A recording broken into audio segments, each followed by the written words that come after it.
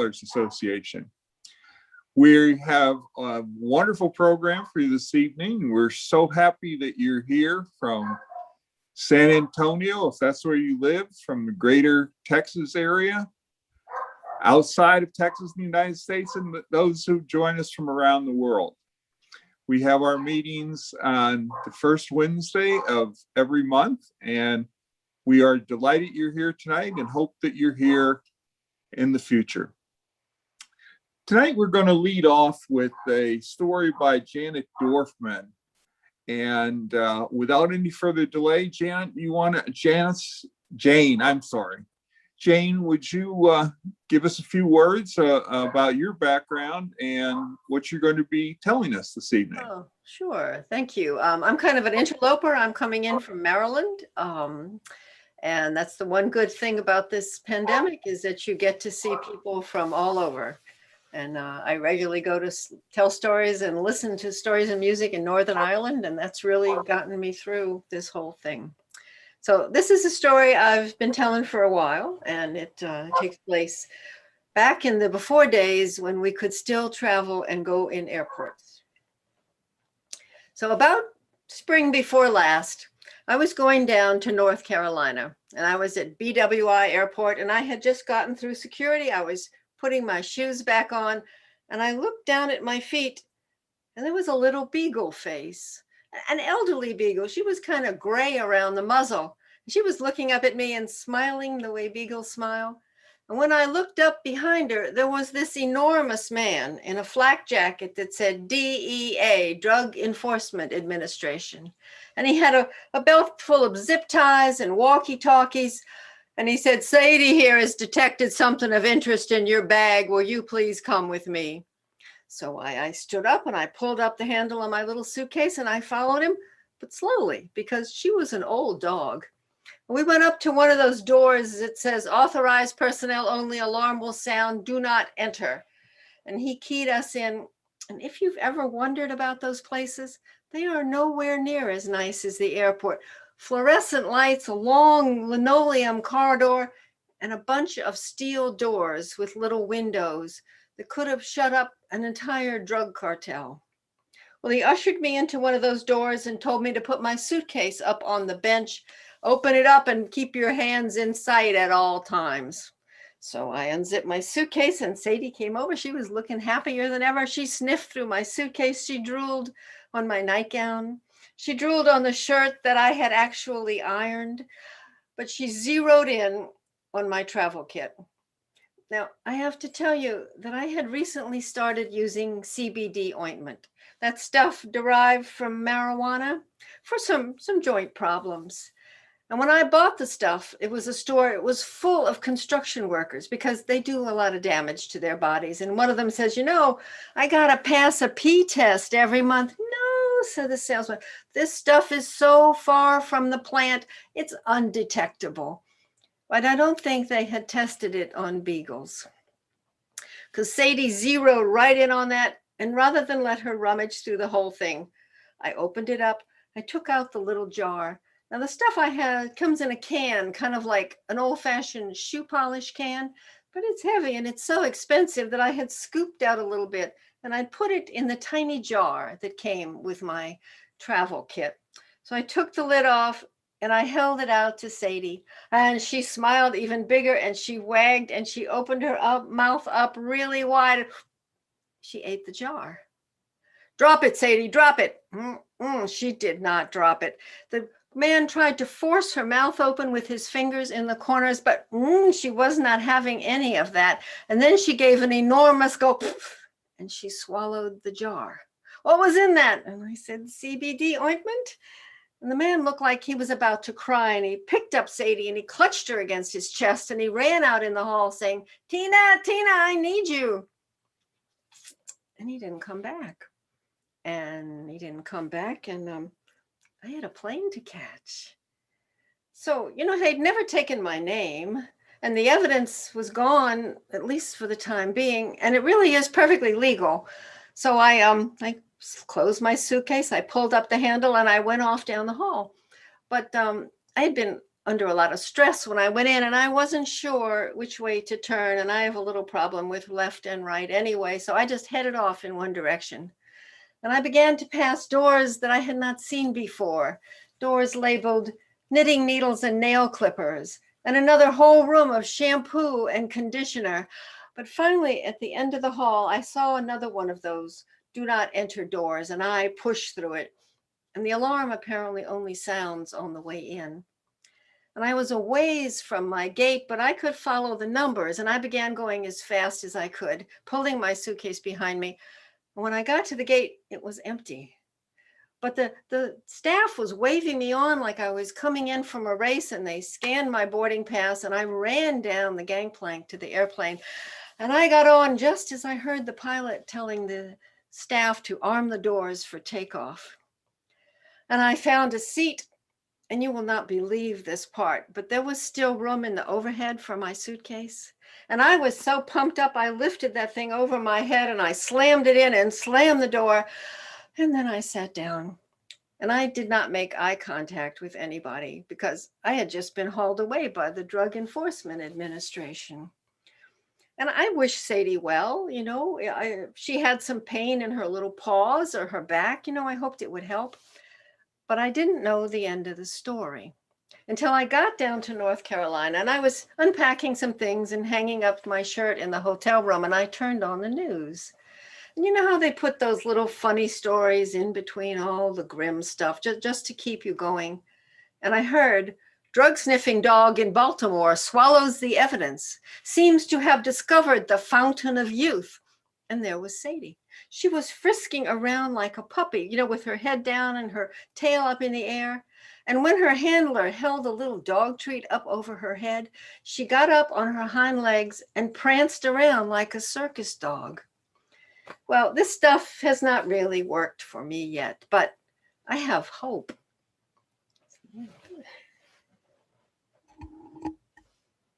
Thank you. Wonderful, Jane. Wonderful. It's, that was my two-time losing liars contest story. Well, I think that it's encouraged all of us to get a little CBD and to swallow it whole and see what happens to us. Don't forget the jar. You have to swallow the jar also? Yeah, I think that must be it. Well, there we go. Well, thank you very much. And now we have a story by Susan Whipple, who in her own right is a marvelous storyteller and married to a new author, Charlie Whipple. And we're all waiting to see Charlie's new work and to congratulate him for it. Susan, you have the floor.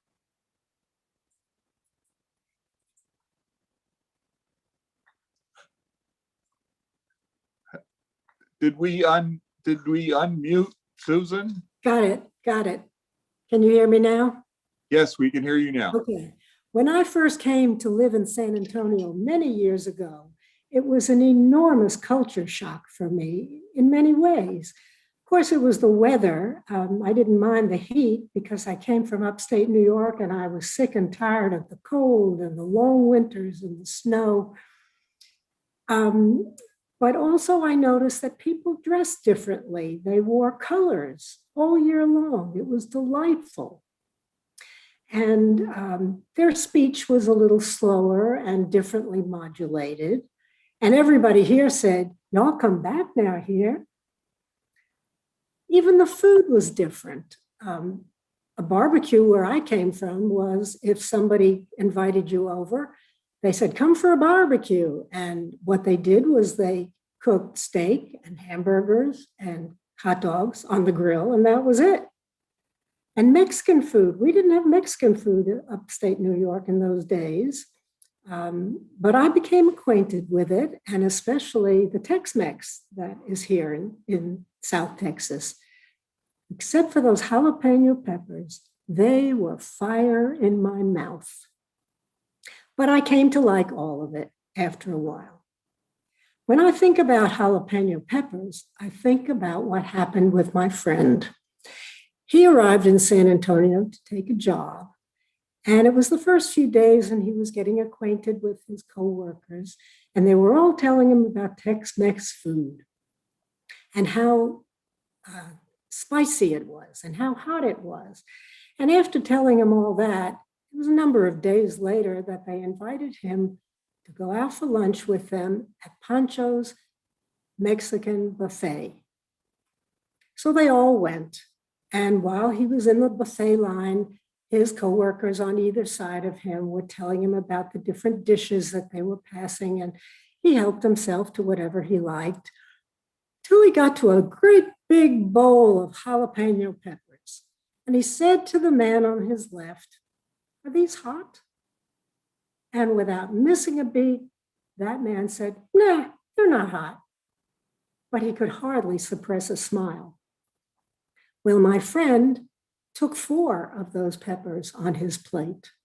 And meanwhile, all the other coworkers were buzzing about. They understood what was going on here, and they were waiting to see what would happen. So they all sat down and they began to eat lunch. And my friend ate for a few minutes, and then he picked up one of the peppers by the stem, put it in his mouth, and bit it off and put the stem down on his plate. And they all watched. They just stared at him, and he chewed up that pepper and he swallowed it, and nothing happened. So they waited and they waited, and nothing happened.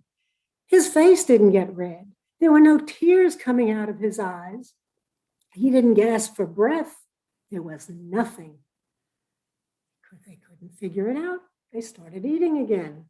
A few minutes later, he took a second pepper by the stem, bit it off, put the stem down, chewed it up, and again, no reaction whatever. Well, it happened with the third pepper and the fourth pepper too. And by this time, they were furious and curious and wondering what was going on. And finally, they said, "Okay, we know this is hot stuff. What's your secret?" And my friend said, "It's easy. When I was growing up in Brooklyn, I spent a lot of time with my best friend who lived next door to me. His family was from Sicily, south of Italy, and they like spicy food. And Mama cooked all the traditional dishes. So if you want spicy, you have to eat Sicilian food."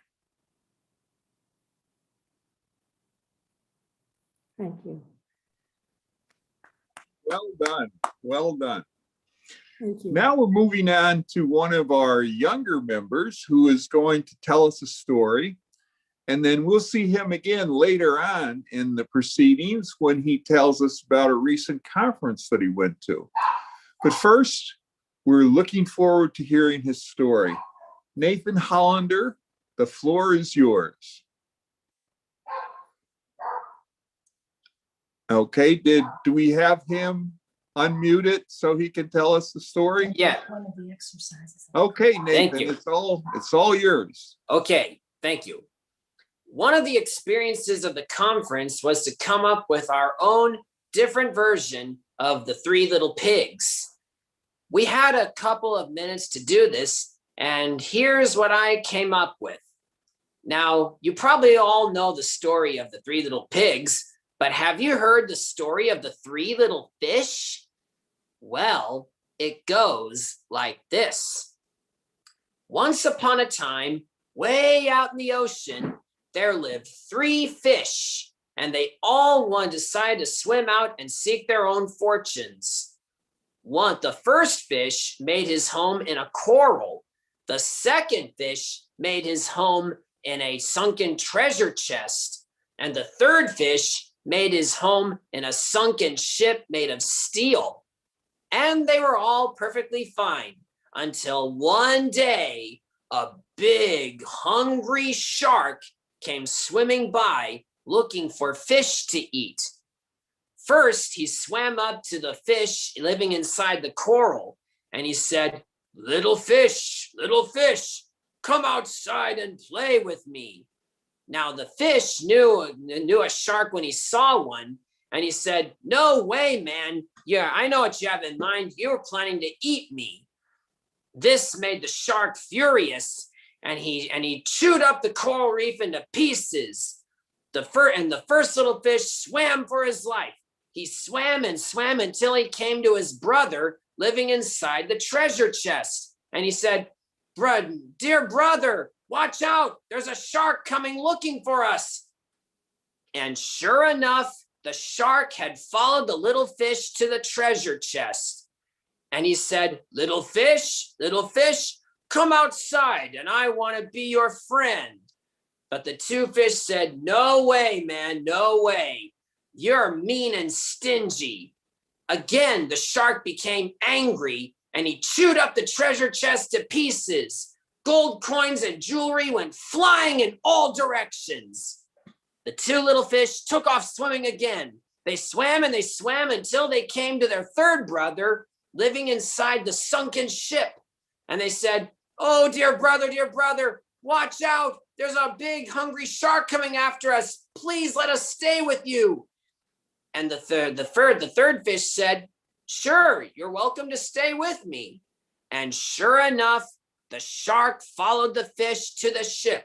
And he said, little fish, come outside and we'll have lunch together. And the three little fish said, no way, man, no way. You want us to be your lunch. And again, the shark became angry and he tried to chew up the ship again. But when he tried to, though, his teeth struck the hard steel hull of the ship and all of his teeth fall out. Well, that shark gave out a yelp of pain and he swam away and he never bothered anyone again. And the three little fish lived happily ever after inside their home in the sunken steel ship. Whoa, good for them. Good for them. Thank you. Thank you so much. Yes. And we look forward to hearing about your conference later on. But right now, we're going to hear from John Hale, who is going to tell us a story about running down the block. What does running down the block mean, John? All right. Well, at 14 years old, and my brother at 12, we used to run up the block from one house to the next to collect something that helped us to raise lots of money. Because years ago, every household received a daily paper. And they'd take those papers and stuff them in a paper bag or in a box and stick them in the garage. And people would have stacks of newspapers, sometimes 3, 4, 5, 6 feet tall. And so my brother and I would go door to door and we'd run from one house to the next. And we tell them, we are Boy Scouts. We're raising money so we can go to Boy Scout camp. We'd love to collect your newspapers so we can turn them in and get money for them. And we had all the neighbors all excited about having their paper saved up and they could recycle it and we would collect it. So at first we'd have our wagon and we'd fill up our wagon and run it down the street to our truck, our pickup truck. And we'd fill up the back of the pickup truck. And then when we got a couple blocks away from our house, we would just find the people who had a stack for us. We'd go back, tell my mom, and my mom would drive the pickup truck slowly around the neighborhood. And my brother and I would find the house that had papers and we'd flag my mom down, over here. She'd pull up and we'd grab all those papers out of a person's, out of their garage. We'd throw it in the back of the truck. It was a great experience because as young people, it helped us to be a lot more outgoing, to interact with people we didn't know and just with a big smile say, we're here to collect your newspapers. And so many people were happy to have us take those papers that they were saving. And I think as a young person, that helped my brother and I to become much more outgoing, to be salespeople, to be able to interact with others, and to see that what we were doing was a service for them. It was recycling. And for us, it was raising funds because you could take that pickup truck full of newspapers, run it to the recycling center, and maybe get $30 or $40 for all those newspapers. That might have only taken a couple hours of work. And little by little, we'd raise about $250 each for our scout trip. And then I look at my nephews and nieces that love to do something similar. So they don't go house to house collecting newspapers because the people basically don't have the newspaper. It's all digital. So they were excited to show me what they're doing. They all get on their tablets and they are on there. They're scrambling around the location. They're looking all over the map and they got different people and they interact with some buddies. Some of them might be in Norway and another person might be in Canada and another person in Mexico. And they have a little bit of chat going on. And what they do is they do a little interaction and they have some kind of exchange. It might be just a chat and one person shares gold coins. And so by the end of that hour playing on their game, they might collect 300 gold coins. So they're showing me, look it, I got 300 coins today from traveling all over the map. And I looked at that and I thought, wow, I wonder how much you can turn in all those gold coins for. And I don't think you can get a single cent for them today, but they have their own way of interacting and meeting other people. Interesting how times change. Wonderful, wonderful. You reminded me of something that I haven't thought about in years, John. When my son was in middle school, in a weak moment, I volunteered to be an assistant Boy Scout leader. And the town that I lived in was one of the early recycling capitals of New England. If you cut your finger, you were expected to run over to the dump and bleed onto the right pile so that, you didn't waste anything. Well, one of the ways that they funded various groups in the towns, like the Boy Scouts, the Girl Scouts, cheerleaders, other things like that, is that each one of you were assigned 1 or 2 days, 1 or 2 Saturdays a year at the dump. And you were to collect all of the deposit bottles. And whatever you collected, they would be turned into money and your organization would get it. Well, unfortunately, I didn't realize that what Saturday I was in charge, what was involved. So I got dressed normally and, I had a normal pair of shoes on and things like that. I thought, well, this will take an hour or two or things like that. Well, I didn't realize that people didn't rinse out their beer bottles or their soda bottles before they put them in. And there's nothing like a Coke bottle full of ants and roaches and other things like that when you pick it up after it's aged in the dump for a week. Or that wonderful smell that we all remember from college of stale beer that's been left in the sun for a week in the bottles. So I wasn't smart enough like you to pick newspapers, but if I ever get the chance again, I'll know to stay away from the bottles. But on that, I'd like to share, is there anyone else who'd like to share a story with us this evening? Jamie Blount would like to share a short story. Okay, Jamie, you have the floor. Tell us a little bit about yourself and about the story you're going to tell us. Thank you. Thank you.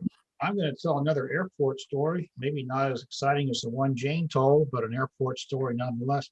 Where do you live in Maryland, Jane?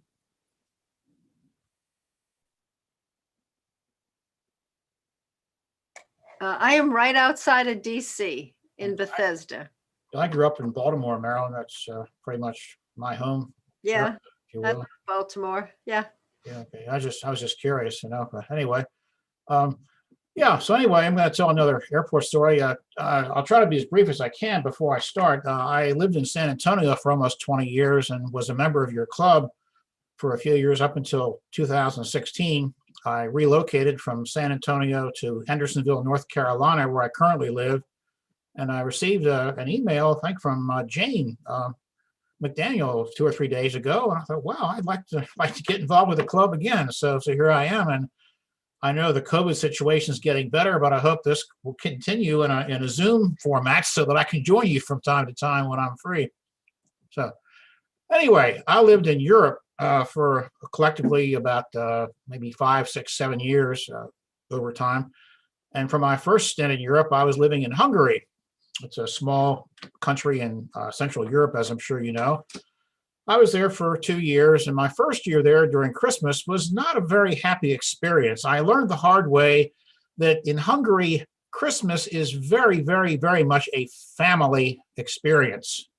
Even if you're engaged, you know, you don't invite your fiance over to the family for Christmas. She stays with her family, you stay with your family. And I didn't know that at the time, and I was very, very much alone on Christmas Eve and Christmas Day, much to my chagrin. I thought, this isn't going to happen again. So my next year, I contacted a friend of mine I've known for years and years and years, who lives in Virginia, or lived in Virginia at the time. She was going to go home to visit with her family in England. So I called her on the phone one afternoon and I said, Sally, I'd love to visit with you if I could over Christmas. I'm in Hungary right now, and unfortunately, outsiders aren't that welcome here at Christmas, and I'd love to spend some time with you if I could. Oh, yes, by all means, Jamie, please, please, please. Let me know when you're coming and let me know this about, and then blah, blah, blah, blah, blah. And I'll be happy to have you come. So I sent her a letter with my itinerary and my departure date and my return date. And I waited and I waited and I waited, and I had my ticket ready to go, and then I tried calling her, couldn't get in touch with her. So I thought, well, I've got to go. I've got this ticket. I can't get a refund on it. So I took the bus from the little town where I lived into Austria. I'm sorry, I walked from Hungary into Austria, about a 3-mile walk, hopped on the bus that took me downtown Vienna. At the youth hostel, not a room, a bed at the youth hostel. The next morning, I got up and hopped on the U-Bahn, that's the subway in Vienna, took the U-Bahn from where I was at the Westbahnhof, that's the Western Railway Station, to Wien Mitte, the city center, hopped on another train, which took me from Wien Mitte out to the airport, got on the airplane. It was a very, very cold, icy day, and they had to give the plane a de-icing shower. And they literally gave the plane a shower so it wouldn't have any troubles taking off or landing or flying. They finally got the plane cleared of ice. It went aloft.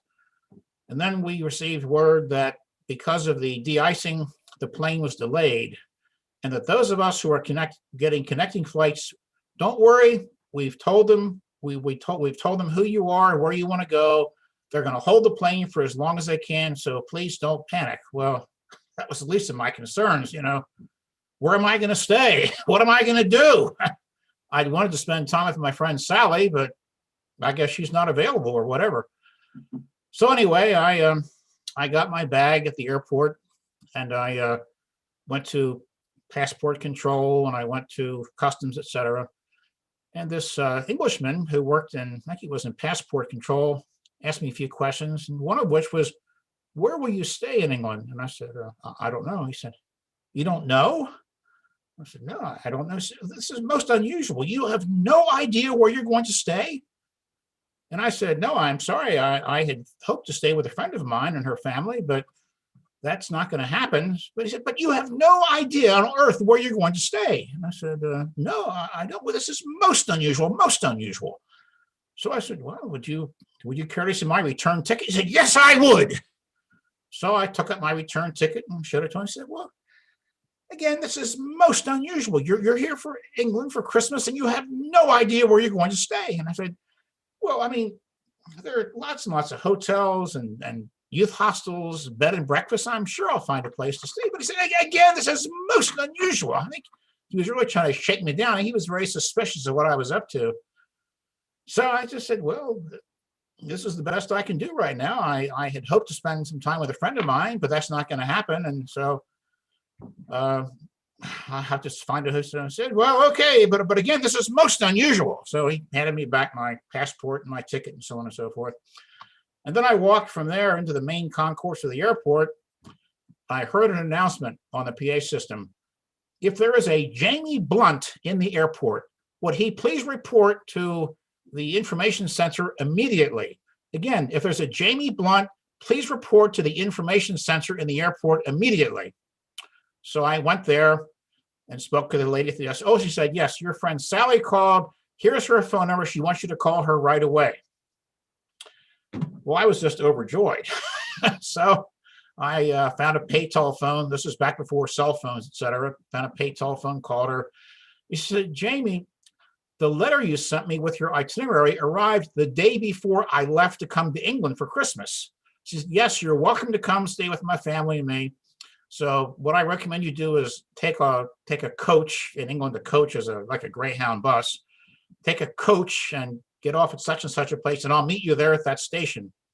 So there's a coach that leaves the airport at 10:30. I'll meet you there at 2 o'clock at the coach station. So I hopped on the coach, and when the coach got to the destination, there was Sally waiting for me. So she took me home, where I stayed with her and her mother, and I lived in a beautiful old home in a rural part of England. And on Christmas Day, Christmas Eve, we went to church for a very nice church service. And then the next day, we spent time with her family. They lived in a town not too far away, and I met aunts and uncles and cousins and nephews and nieces and so on and so forth. And I felt a little bit embarrassed because they had Christmas gifts for me, and I didn't have a thing for them. But anyway, they welcomed me and told me how glad they were to have me there, and I told them how glad I was to be there. And the gift that I got from them, at least one gift I got, was a little pen like this. It's this little. Can you see this? This pen? It's a ballpoint pen. Well, I still have it. Okay, it's very precious to me. Boxing Day, the day after Christmas, is for friends. Christmas is for family. Boxing Day is for friends. So the next day we traveled to see a friend who lived in a home which had no electricity. They didn't like electricity in modern conveniences. They liked to rough it. So we had dinner by candlelight, and everything there was illuminated by a candle or a lamp or something of that ilk. And the next day I packed my bags and headed out to see a little bit of England. Sally made clear to me that the abruptness of my arrival didn't really put them in the best position. They had other guests arriving, and I needed my bed to accommodate some relatives. So I took their cue and took off the next morning. And I hitchhiked. Well, the hitchhiking didn't go very well. I stood at a town and waited and waited and waited and waited. Nobody picked me up. I stood there until it was dark. And I thought, what am I going to do? It was a small town. There were hotels and restaurants, but they were closed. Christmas week, plus it was very touristy. Nobody was open for business. So I thought, well, where am I going to spend the night? So I just walked along the road and I saw a church with a vestibule. I thought, maybe I could stay in that vestibule. So I opened the door, it was open. So I just laid down in the dark on this bench and slept in the vestibule that night. I about froze to death, but just the same, I had a place to stay that night. Next morning, I got back on the highway and I got picked up immediately by a couple who worked for an American Air Force base in England, and they were driving to work that morning, and they took me as far as they could. And then I think I took a bus from there to Oxford and spent some time in Oxford and went down to Canterbury and actually had a very nice Christmas vacation while I was there. So it got off to a very inauspicious start, but just the same, looking back, it was one of the most memorable Christmases I ever had. And I just learned, I guess, when, like the old saying, when life gives you lemons, make lemonade. Well, I did the best that I could, and I had a nice holiday. End of story. Thank you.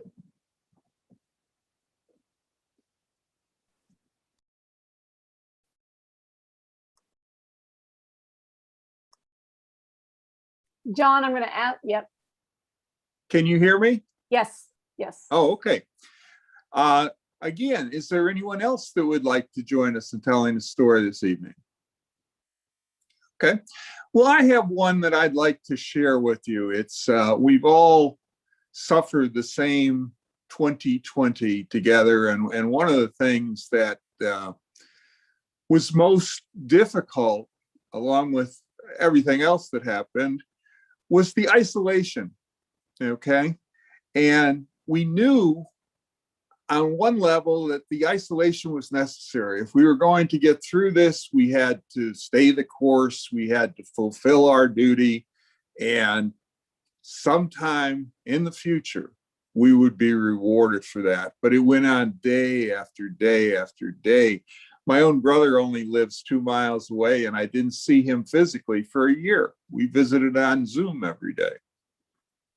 So this story that I'm going to share with you is really something that I stumbled upon during the last year, during the pandemic. And it reminded me of something that when I was growing up as a small boy in Pennsylvania, shortly after World War II, something that my neighbor who had lost a leg in World War II used to say. And when asked, do you feel that the sacrifice you made in World War II was worth it? You know, I lost a leg and you've been crippled now for the rest of your life. And he said, well, at first I was bitter about it. But then I met a man who had no legs. And after that, I never was bitter again. Well, this story is actually, doesn't have anything to do with World War II. It's literally from 1,000 years ago. And it takes place in Japan, in a little village called Shilen along the coast, the southern coast. And there in this tiny little village lived a family, okay?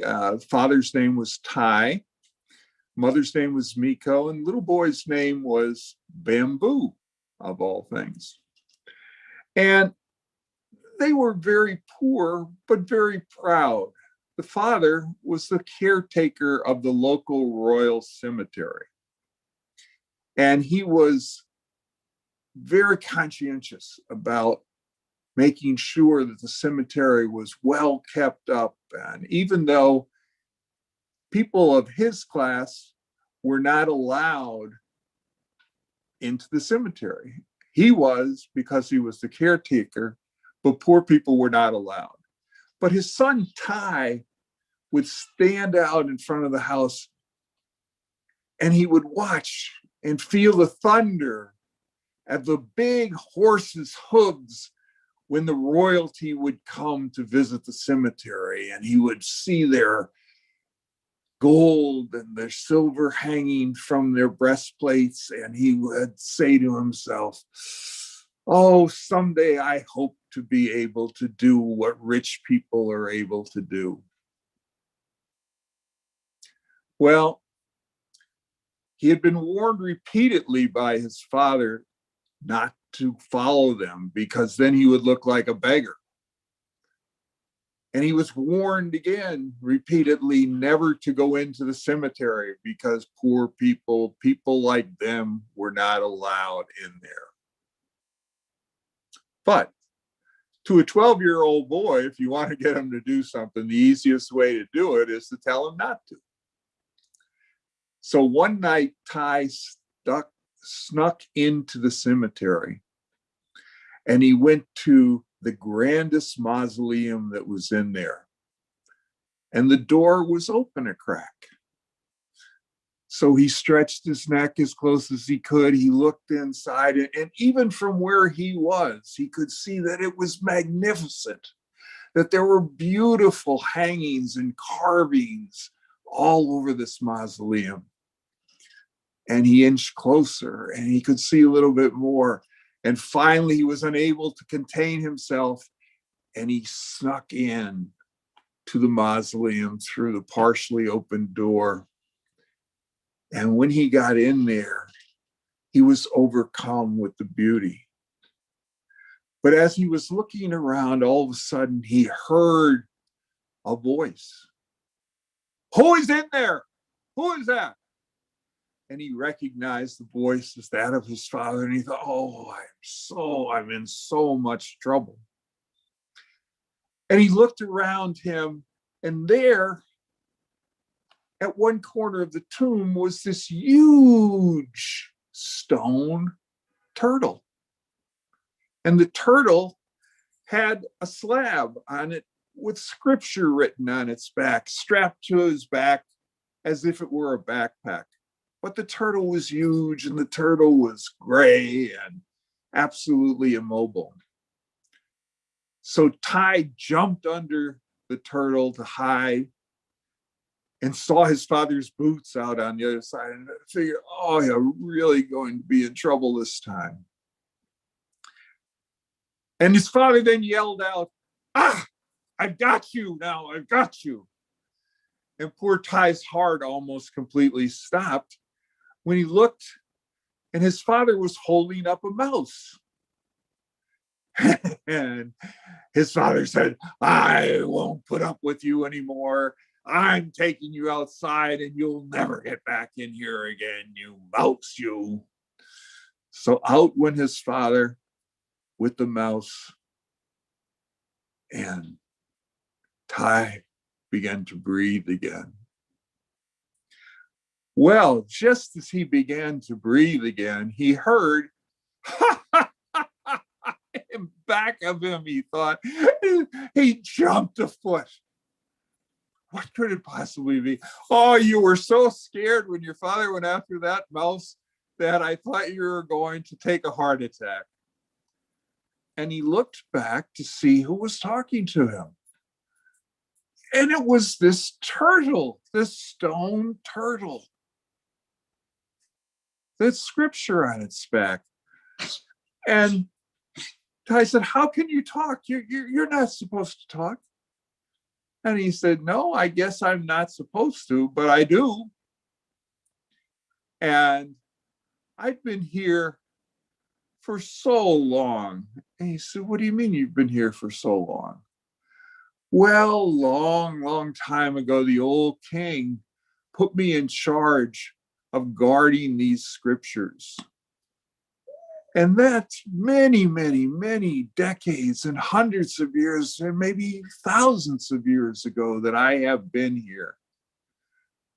And no one ever cleans in here. So the dust has just settled on me until I look like I am made of stone. But I dreamed one day, if I kept to my post and did what I was supposed to, that I once again would be able to see the sun and feel the wind on my face. And so Ty said, well, I know I shouldn't, but I'm going to help you. And so all of a sudden there was a roar from inside the mausoleum, a scraping and a gnashing, and down jumped the turtle next to Ty. And slowly they walked out in through the door outside into the sun. And the turtle said to Ty, would you like to get on my back and we'll go for a walk together? And Ty said, yes, I would. So he jumped up on the turtle's back, and before he knew it, not only were they walking, but the turtle was flying. And Ty was just overcome by the awesome beauty of looking down upon his village and looking down at the lights as they flew over a large area beneath them. And he just couldn't contain himself. And I said, oh, I'd never expected to see anything as beautiful and as awesome as this. And then all of a sudden, everything went black. He woke up and his father was shaking him. Ty, what happened? What happened? And there he was laying on the ground outside the cemetery. And the turtle was in back of him. But again, the turtle looked like he was stone and still carrying the tablet of scriptures. Well, Ty's father said, quickly, you better come in the house. Says, come in now. And for a moment, Ty almost broke into tears. He was so sad that he had just dreamt, he thought. All the beautiful things that he had seen and the adventure that he had had the night before. But just before he left to follow his father into the house, he turned back towards the turtle, and all of a sudden he could see a great big smile on the turtle's face, and he laughed, and Ty knew that it had all been real.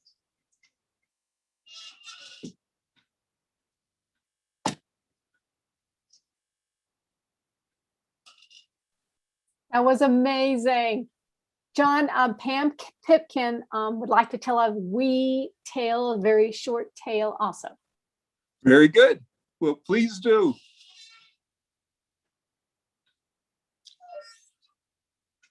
Yes, you have the floor. Okay. I was born in Fort Worth the year they had the big flood. And so since I was a baby and you couldn't do much of anything without boiling the water and doing things, my mom and I went and stayed with her aunt in Dallas, and Daddy stayed in Fort Worth and went to work. And that went on a while. They all had their typhoid shots and things like that. But being a baby, I don't remember much of anything except being told what it was like.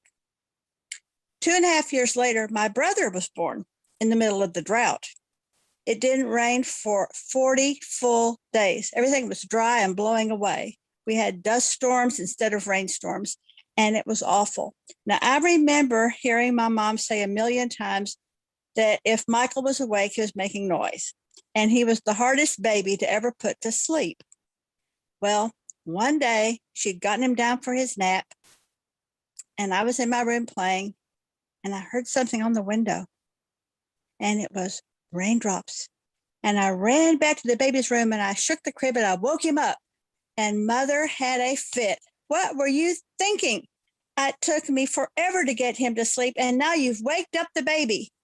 And I said, but Mother, I had to wake him up. Mikey's never even seen it rain. Well, I didn't get punished. She pulled up the rocking chair, got the baby in her lap, and we sat there and we just watched it rain.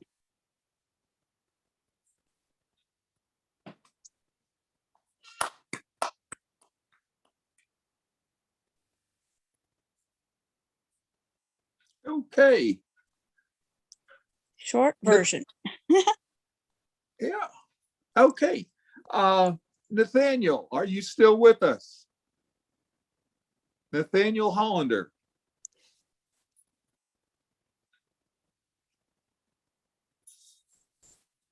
Yes, I'm here. Okay. Well, you were going to tell us I was about your busy typing. a little bit about your conference. So you have the floor, Nathaniel. How was your conference? What was it about? Where was it? And what did we miss? Okay. First of all, I want to thank all of you for sponsoring me to attend the 36th annual City of Denton, Texas Storytelling Festival, which was March 11th through the 14th. I participated through Zoom and attended all the scheduled sessions for each of the 4 days. I learned a lot, got many tips on how to be a great storyteller. I really enjoyed all the great stories. It was like eating at an all-you-can-eat buffet. So many wonderful stories. At the end of the 4 days, I felt so inspired and motivated. Thank you all for sponsoring me.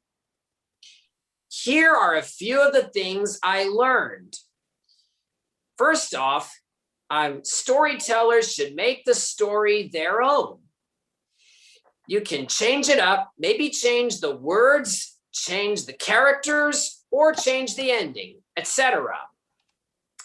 Second, to make the story more interesting for the audience, use inflection and emotions use movement and gestures, or even dance.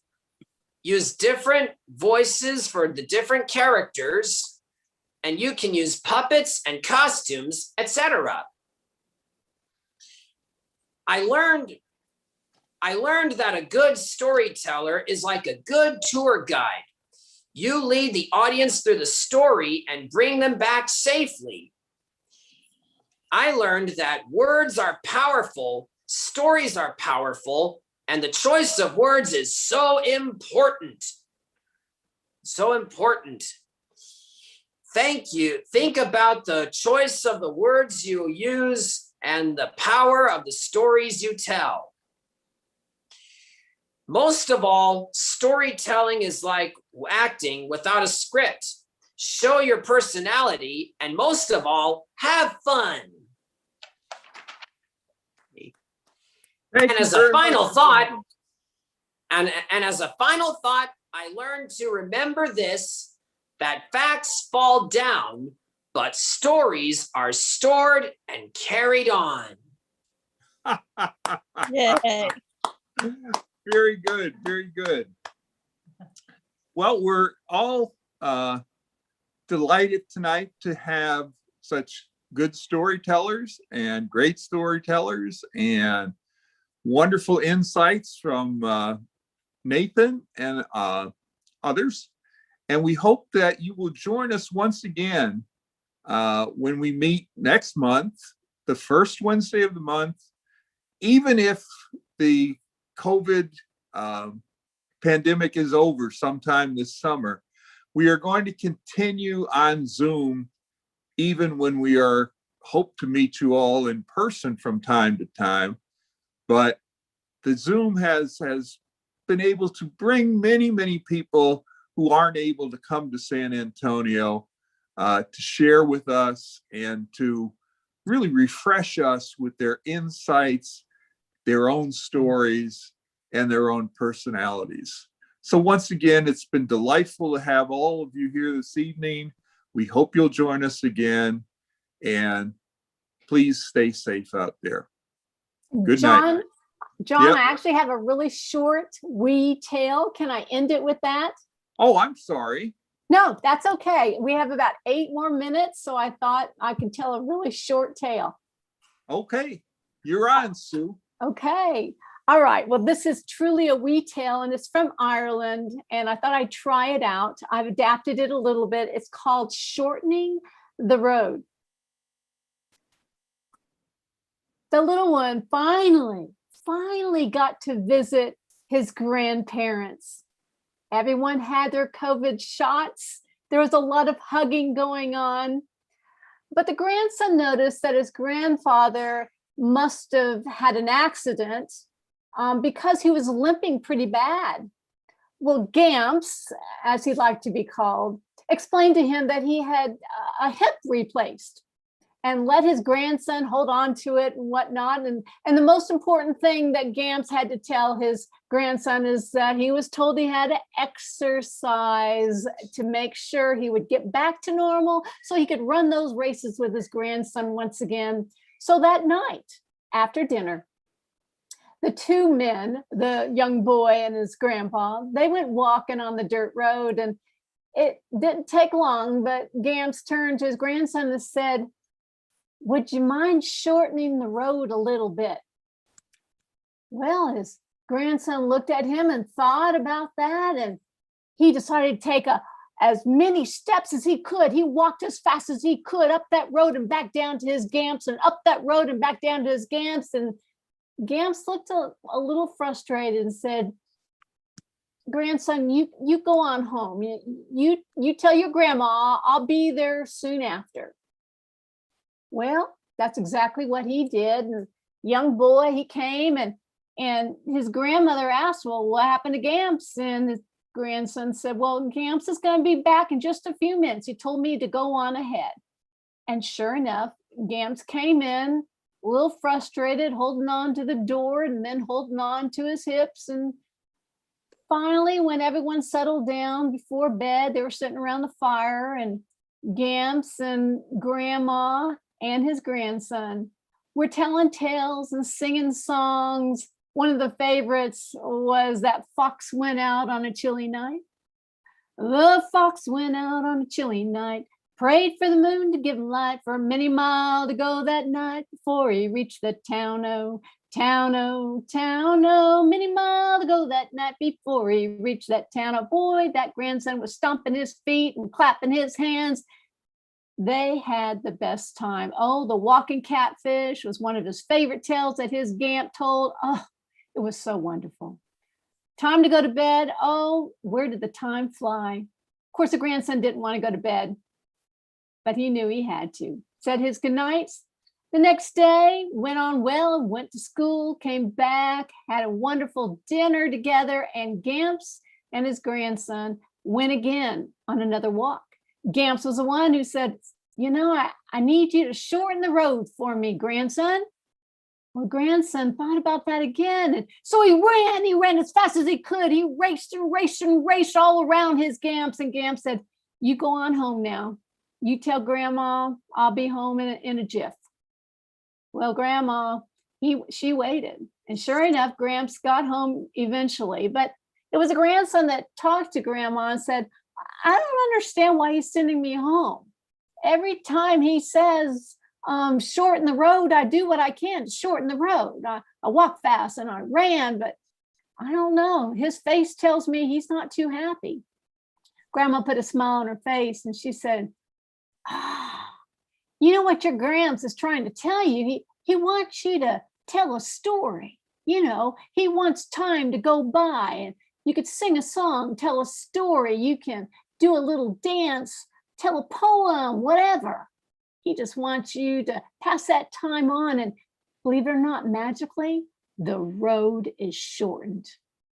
And that's exactly what happened that next night. Oh, they sang songs and they told stories, and before both of them knew it, they were back home again. Time flew because stories and songs were told.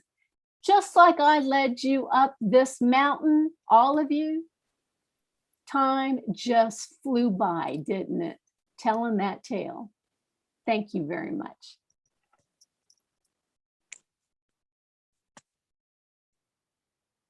John, Thank you very much, Sue.